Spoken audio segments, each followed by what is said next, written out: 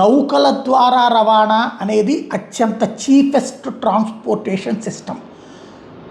Air transportation అనేది అత్యంత costliest. Road transportation, rail transportation మధ్యలో. ఇప్పుడు అమెరికాకి మనమేమి రైలు ద్వారా, రోడ్డు ద్వారా సప్లై చేయలేము, అమెరికాకో యూరప్ దేశాలకో. ఇప్పుడు ఈ హార్ముజ్ జలసంధి మూతబడి ఉంది. ఇట్లాంటి సందర్భంలో ఇండియా నుంచి అమెరికాకి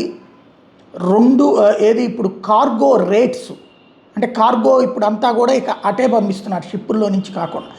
దాంతో 200 నుంచి 350% పెరిగిపోయిందట.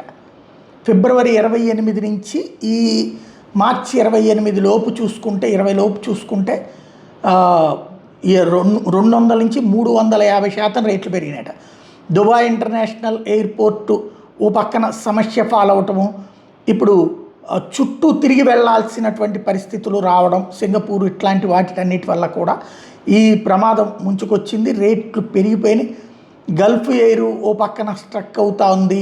అన్నీ ఇప్పుడు ఎయిర్ కార్గోలు అనేటటువంటిది ఈ తక్కువ అవకాశాలు మాత్రమే ఉన్నటువంటి నేపథ్యంలో రేట్లు భారీగా పెంచి పడేశారన్నటువంటిది ఎక్స్పర్ట్లు చెప్తున్న లెక్క.